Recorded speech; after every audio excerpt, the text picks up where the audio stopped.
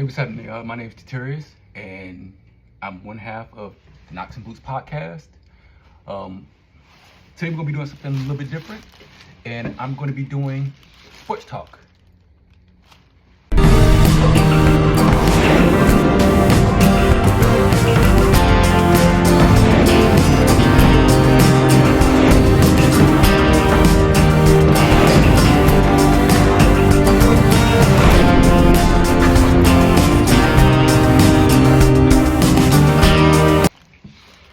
So today, as you can see, I'm a Falcons fan. So today we're going to be talking about the Atlanta Falcons and their hire of Coach Kevin Stefanski.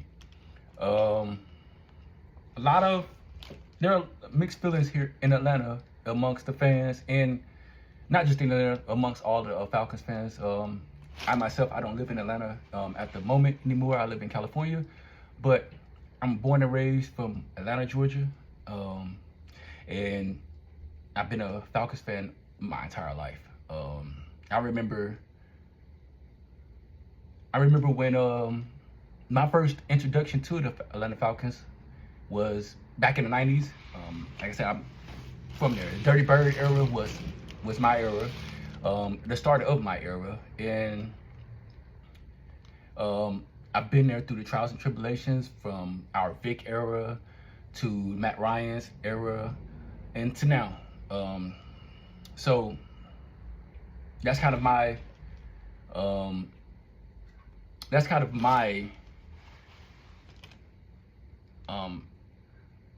fandom, I should say. So yeah, this hire kind of gotten a lot of mixed reviews. Considering who this is Kevin Stefanski. Some people are for it, some people are not. Me particularly, I am not for Kevin Stefanski. It has nothing to do with Shedeur Sanders and his treatment of Shedeur Sanders, but it has everything to do with his record as a coach. I've been seeing a lot of people saying who are in support of the hire, and even the Falcons, they've been kind of throwing it out there that, you know, this isn't about the culture, and I don't care about the culture like that, you know. I don't care if it was an all-black coaching staff. I don't care if they hired a black coach. I don't care if they hire a white coach. I care about them hiring the right coach.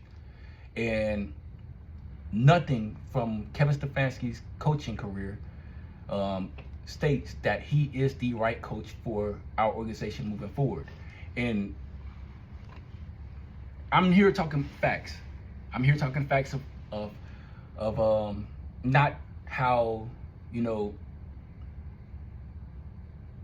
not feelings.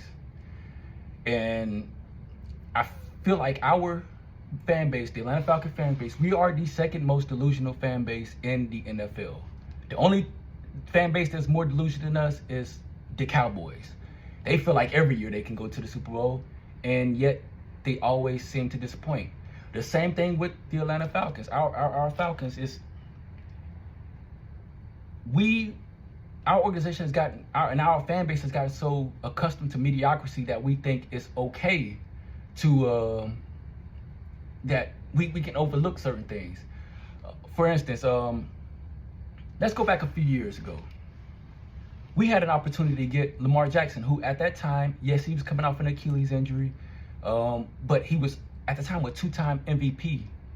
And I think he should have had a third MVP, minus his play in the playoffs. I think that kind of lost him to Josh Allen. When he lost to Josh Allen, it it really did hurt his MVP race.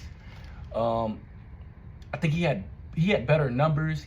Like, the team was doing better in the regular season, but I think the postseason play and his constant failure at the postseason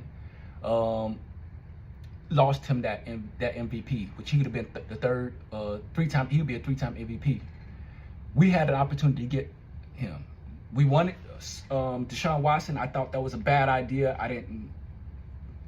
With everything that was going on with Deshaun Watson outside of football, I think really hindered his performance.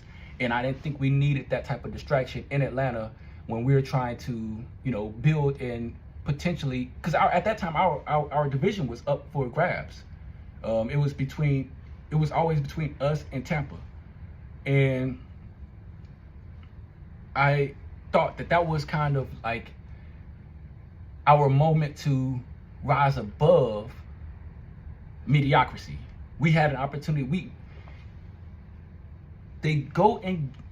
Arthur Blank messed up and said, they're not going after Lamar Jackson because he just came off this Achilles injury and it would affect his gameplay, his game style, which we know Lamar is more known for as a scrambling quarterback than a pocket passer. But that doesn't say he could not do it, because he showed in college he could pass the ball. He has a strong arm. The style of offense that works best for him is that heavy run scheme, and mixed in play action, and him getting Derrick Henry only made that team even more dangerous. It just, in the playoffs time, they didn't really have a wide receiver. I think that's what kept Lamar from being the dual threat that he really is that they didn't have a true number one. They got Odell Beckham, who's at that time he was on a decline of his career. And then going to so we go pay Kirk Cousins, who was I think 30 in late 30s, who also came off an Achilles injury, which made no sense. So you Arthur Blank publicly came out, dispelling, that they're not going to after Lamar because of him having an Achilles injury. But then you go and get Kirk Cousins, who is fresh off the Achilles injuries, and he's older. That didn't make any sense. And they paid him a lot of money. So much money that we can't even get rid of him now because it's going to hurt us salary-wise. And now you got a situation where you have $150+ million quarterback who's on the bench. And then we have Michael Penix, who also has an Achilles of a 50-year-old man, and he can't even get in anything out of the shotgun. He cannot go up and be on the center. He can't get in I formation. He can't get in single back formation. He cannot get anywhere under center because he can't bend over. Now I think Michael Penix can, he has the potential to be something special, but I think there's a lot that has to go right. And unless you're going to line up shotgun, if you're going to line up shotgun, that makes it harder for the running back. You're lining up with the running back is at. And that's not good because it makes you predictable. And then you go and in our fan base, when we got Kirk Cousins, they were saying, oh yeah, when we started winning, don't say nothing. Well, we didn't win anything. Hell, we haven't even made the playoffs yet. Or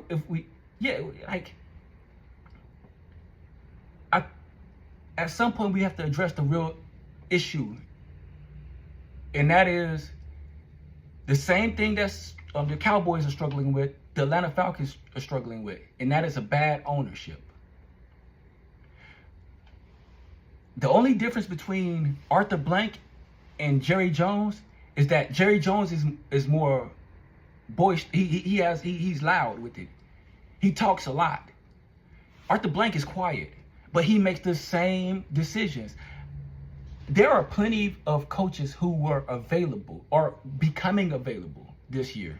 If I don't have a problem with, the Falcons getting rid of Raheem Morris. I don't see no issue with that because yes, he might have been beloved by the players, but that doesn't translate to a lot. And I think they should have moved on from Raheem Morris last year. They didn't have to give him another season. I appreciate them giving him another season, but they didn't have to give him another season. And I think it would have been more beneficial to get rid of him last year and when Mike Vrabel was available. I think Mike Vrabel would have been a great coach, a head coach for the Atlanta Falcons. And look at what he did to New England. He had a lot to deal with in Tennessee which was a poorly ran organization, but him going to New England showed that he can take that organization to now they're getting ready to play for the division championship. Kevin Stefanski in his 6 years as a head coach, his offense, and he's an offensive guy. He started off as an offensive coordinator under Mike Zimmer in Minnesota. He is supposed to be an offensive guru. But if you look at him as a head coach, his offensive schemes are middle to low middle of the pack. It is. He won 2-time. He's a 2-time coach of the year. But let's be honest about why he was the coach of the year. It was because the Browns organization went to the playoffs for the first time in years. But there were coaches who were better than them and coached a better record, and they didn't win the coach of the year because he won it. His first year in 2020 when he won the coach of the year, his offense was ranked, I think, 14th in the league. Why are you giving him the coach of the year? Then, 3 years later, 2023, was probably his best coaching year as offensive-wise. They were tied for 10th. But if you look at the whole picture, it was really the defense that kept them in there. It was the defense. And that is kind of like, you have a generational talent in Myles Garrett. We don't have that in Atlanta. We don't have a generational rusher who we can know, hey, we need to get the ball back. Or we need you to get the quarterback. And somebody's going to go out there and go get him. We don't have that. The Browns did. They had Myles Garrett, who came off of a historic year. But the offense was terrible. It was so bad, they had to take the play calling from Kevin Stefanski. His offensive coordinator had to call the plays for the second half of the season. And you saw how they were able to move the ball. And he sabotaged that. I'm not speaking directly on just Shedeur Sanders, but he sabotaged that team. He lost the locker room. He lost the locker room. That's a bad look for a coach. When the guys who that's supposed to run through a wall for you, they don't even respect you anymore. Now, and then bringing in Matt Ryan as the head of football operations, Atlanta is taking a page out of Denver. But the problem is, Matt Ryan is not John Elway. He's not. And he damn sure is not Peyton Manning. He was a system quarterback, and he showed that he could not, when the game was on the line, he cannot make the call. He would carry, and his in-game situation was terrible. His situation awareness was terrible. Look at the Super Bowl. Back in 2016, we had a 28-3 lead. Part of it was Kyle Shanahan. Why are you telling him to throw the ball when we could have ran the ball out? We had two 2,000-yard rushers. Devontae Freeman and Tevin Coleman both rushed for 1,000 yards that year. And the New England at that time, they showed in the game they couldn't stop the run. But yet you want to pass the ball so that Matt Ryan can get the Super Bowl MVP, and then he lost it for us. He literally threw us out the game. And yet this is the guy that you want to come in and shake up the system. Come on, man. We got to call a spade a spade. And one thing I'm noticing in our fan base is you can't really speak on the negative without people assuming that, oh yeah, you're not a real fan because you're not kissing up to the program, essentially. It's okay. You can be a fan and still call out wrong moves. That makes you a fan. You can still support the team, but when you notice something's wrong, you can also speak on it. That makes you a fan. Being a fan, being a yes man doesn't equate to just you being a fan. That just means you accept mediocrity. You will accept whatever anybody puts in front of you. That's all that means. That's literally all that means. People want to say that, oh yeah, when mention his tenure in Minnesota. But who was the head coach in Minnesota in 2019? Mike Zimmer. What was their defensive? And Mike Zimmer is a defensive head coach. Their defense ranked 4th in takeaways, 8th in third down conversions. That means the offense was getting the ball a lot. Minnesota's defense made teams not want to go to Minnesota and play them. Nobody wanted to see Minnesota Vikings in 2019 doing that run. Nobody. And Kevin Stefanski, those were his best years as offensive coordinator. But it was because of the strong defensive presence that was coming from the head coach. He echoed the backbone of that organization, and it was defense first. Defense wins championship. That's what we hear.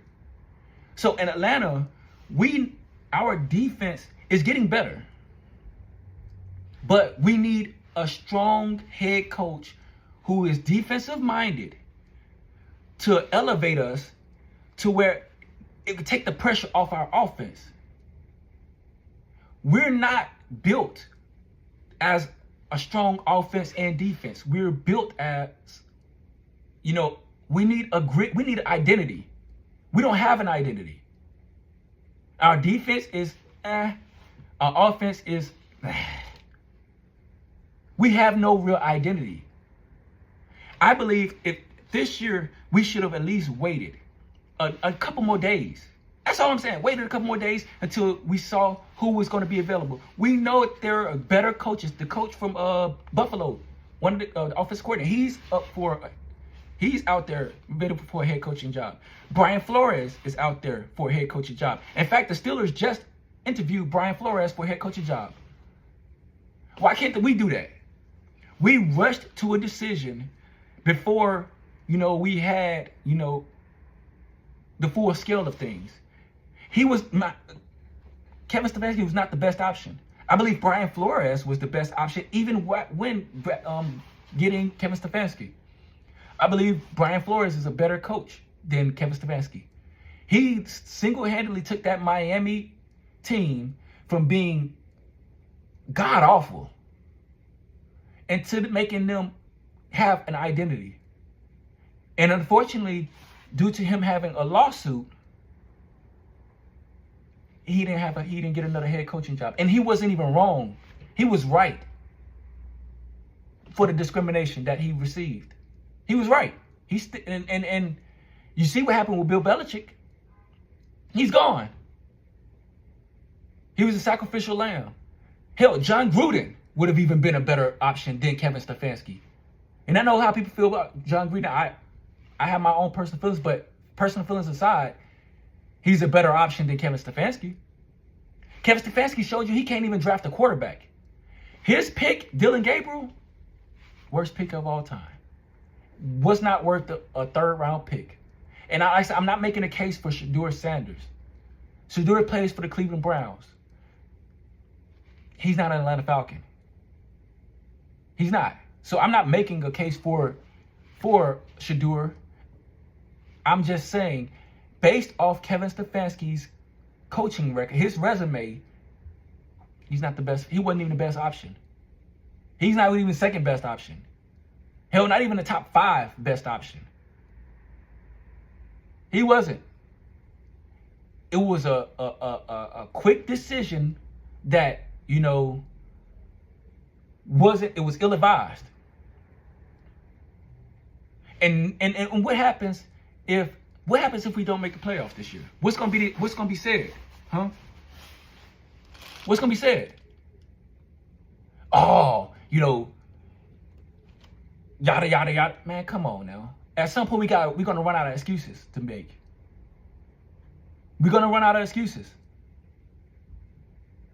And it's not fair to try to speak down on people because they have a different opinion of yours. I don't care if you like the Stefanski hire. I just don't believe you cannot make a legit argument that he was the best option. And yes, if you want to say Cleveland is a terrible organization, fine. But he was a part of that reason. You can't just give him the credit for winning Coach of the Year and mention two-time Coach of the Year, but not mention that his offense is stagnant. His decision-making as a leader, it's supposed to be a leader of men, his decision-making is not the best. There's no way you can say that. Yes, the Cleveland Browns screwed that organization by the owner.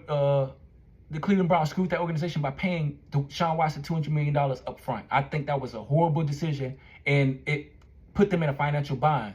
But however, you're the head coach. At the end of the day, it's your job to figure out how I could take this organization from being struggling to being a thriving organization. And Kevin Stefanski didn't do that. He didn't do that. He didn't do that. And me saying that does not make me a less of a Falcons fan. Anybody in disagreement with this doesn't make them less of a Falcons fan.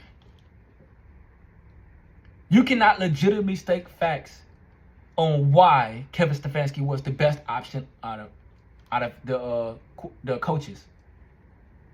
They didn't even give the other coaches a chance to see how far they were going to go. The coach from Seattle Seahawks, not the head coach, but the offensive coordinator, he's up for, looking for a job as a head coach. Why not hire him? Why jump to the conclusion that Kevin Stefanski is our guy when there are other options available? That doesn't make any sense. There's no proof behind that claim.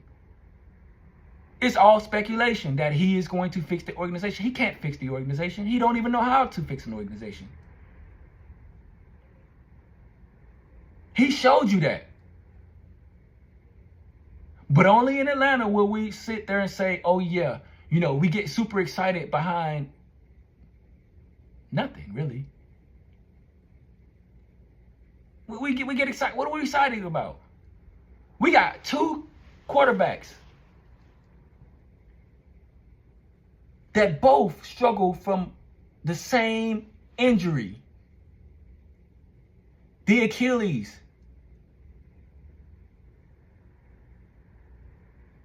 How is he going to make them better? How? What happens if he gets Dylan Gabriel, he trades Michael Penix for Dylan Gabriel, and Dylan Gabriel is our quarterback? Are y'all going to still feel the same way? And we all know what Dylan Gabriel is. He is not an NFL quarterback. Maybe one day he could be, like an assistant coach or something. Like he's going to have probably have that trajectory. But he's not an NFL starting quarterback. What happens what's to say that that's not going to happen? Because we know they have the same agent now. That's been reported. They have the same agent. So who's to say that, Kevin Stefanski say, hey, I want to bring in my guy Dylan Gabriel. I want to show the world that, he is the quarterback that I believe he is. Knowing damn well he can't throw the ball 15 yards. I know little girls that have stronger arms than him. My 17-month-old daughter has a stronger arm than Dylan Gabriel. Do you want to throw her in some pass and make her the quarterback? No, you wouldn't. He is showing you he can't draft worth a damn. So where is he going to... What do y'all expect from this man? Where's the signs that saying he is going to lead us to the promised land? Because we still got to see Tampa twice a year. And we know the relationship between Baker and Kevin Stefanski. Baker does not like Kevin Stefanski. And as much as we want to make it about Cleveland, there's a part of Kevin Stefanski that was the problem. And then we got to face Carolina, who has gotten better. Meanwhile, there's no roster moves that made us any better. We can't get rid of Kirk Cousins.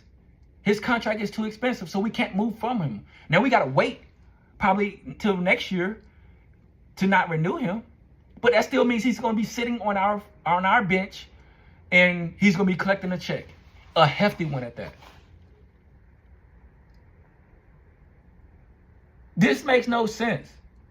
We don't need to be out there looking for an offensive-minded coach. We need to look at a defensive-minded coach and let our defense be our identity.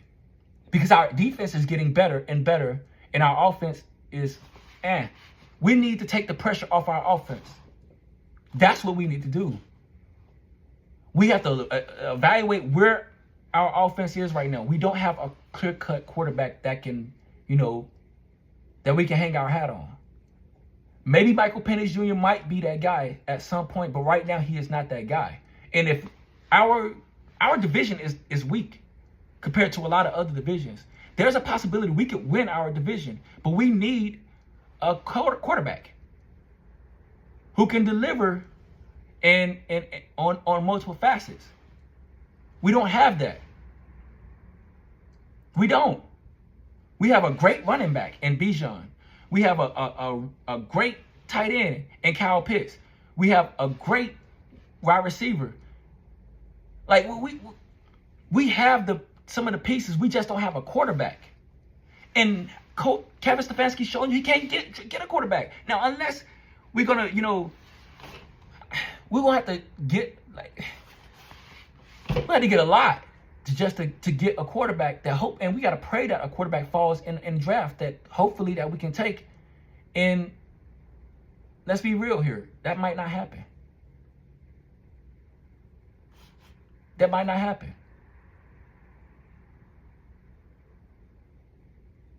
And now you bring in a guy who is a locker room killer. That's even worse.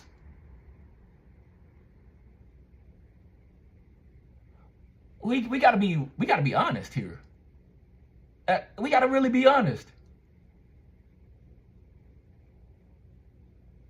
It's not to say that, because what if he does, and what if he does get us there? Okay, then I was wrong. I was glad to be wrong. I would love to be wrong.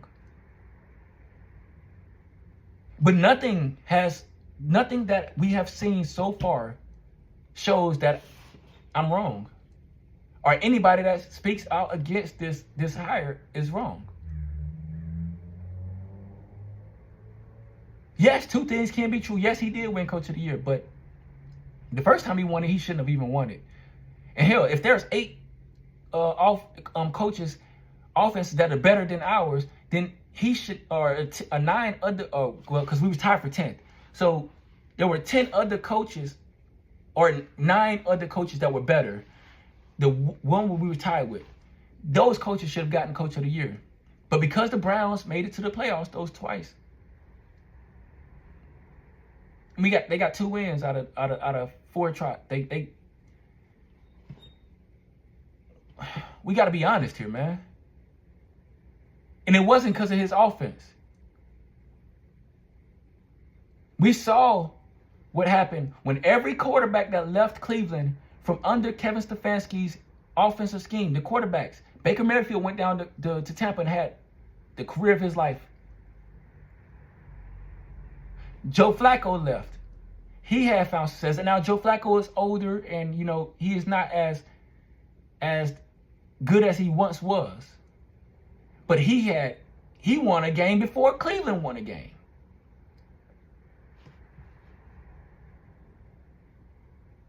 And Kevin Stefanski was so stuck on Dylan Gabriel, he didn't even want to look at other options.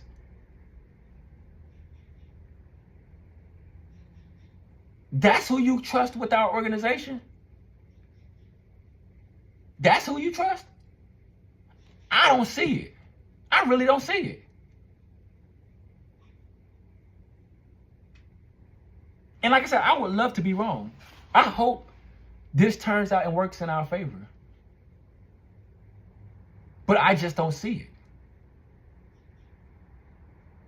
And I don't see it at all. This ain't about culture and having all black coaches. Like I said, I do not care about the culture in that way. I do not care about the significance of being in Atlanta. I care about winning games. And Kevin Stefanski hasn't shown that. He hasn't shown that. He won 6 games in the last 2 years. 6. His record overall as a head coach is what? 46 or 40 and 56? He has a losing record. What are we talking about?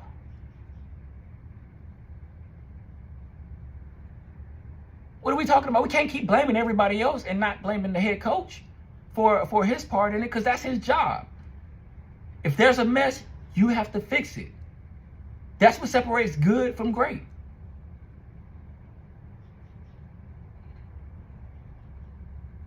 It's not about going into a ready-made situation and thinking that, hey, well, we're going to be something special. Like,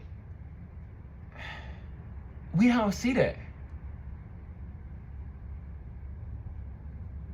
There has to be some type of proof that this coach can take us from being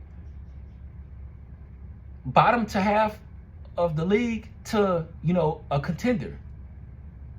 We have no proof that Kevin Stefanski could do that. If you want to go back to Minnesota, fine. But you have to include everything from Minnesota. It was Mike Zimmer's defense. Kevin Stefanski showed that if he has a great defensive front, he can if they can get the ball, he can do something. So make him an offensive coordinator. Take some of that responsibility out. Don't let him be a head coach, because he can't be a head coach. He can't build a roster. He definitely can't galvanize the troops, so to speak. He can't get the players. Players don't like Kevin Stefanski, and sometimes that's okay. You ain't gotta like me, but as long as we winning, that'll suffice. But he hasn't shown that he can win. He hasn't.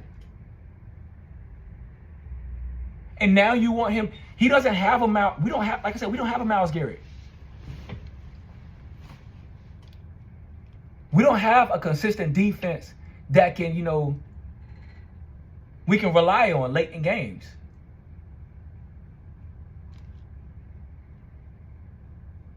We don't have that. Cleveland has that. They just needed to work on offense. And they need to find a way to get Deshaun Watson's ass out of his contract, but I don't think that's going to be possible. And when Deshaun Watson's contract up, he already knows that's the end of the road for him. Shedeur Sanders is probably going to take over. Well, more than likely is taking over for Cleveland. And that's fine. That's Cleveland's issue. If he pans out to be something good, that's cool. If he doesn't, oh well. That's not our problem. That's Cleveland's problem. But can't nobody convince me that Kevin Stefanski is the best option when there were other options on the table. And then there are more coaches, better options that came after this hire. The very next day, Buffalo is not in the playoffs anymore, so their offensive coordinator is looking for a head coaching job, which he would deserve. They had a really good year. It would be the best time now for him to make that move to a head coach. Because if they're not good next year, it's going to be harder for him to get a head coaching job. Same thing with Seattle. It was a perfect timing. Why couldn't we wait even 24 hours? Why?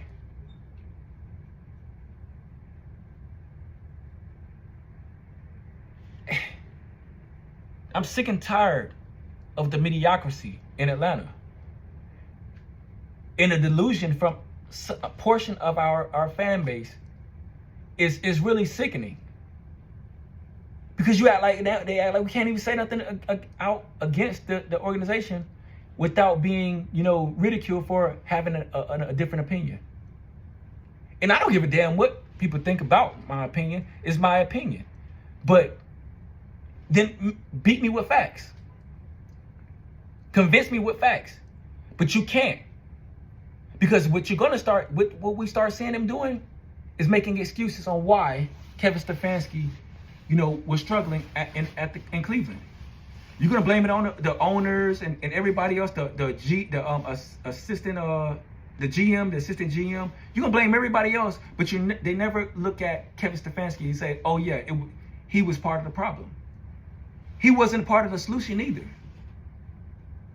He wasn't.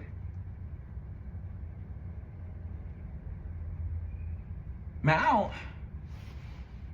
I don't know, man. I really don't know. There's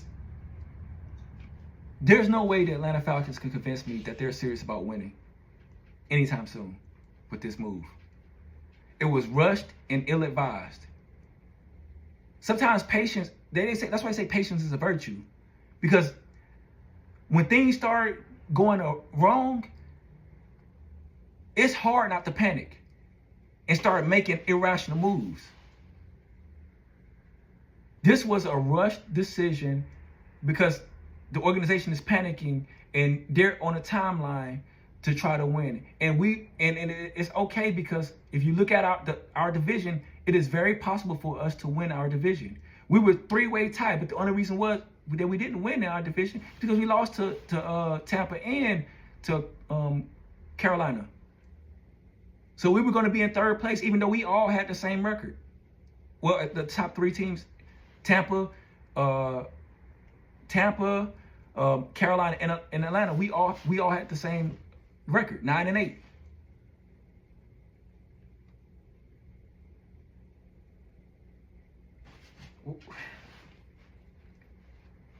I don't know, man. Y'all let me know what y'all think. Me personally, I don't think this was a good idea. It just based off of the resume, this was not a good idea. And I hope I'm wrong.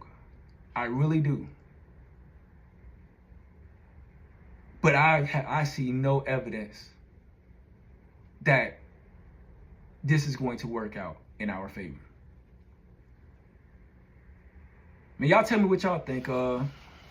What are y'all thoughts on this situation?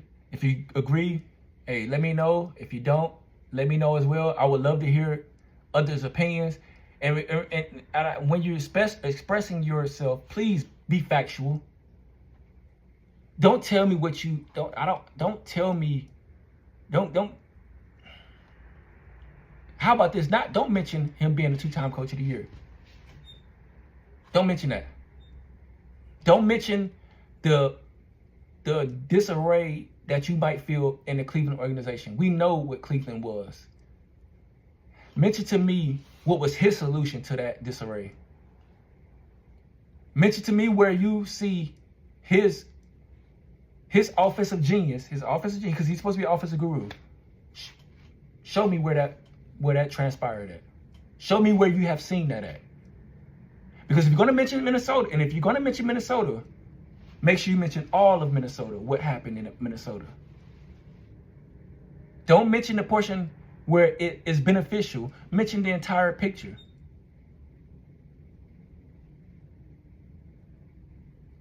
That's all I'm saying. Let's keep it factual.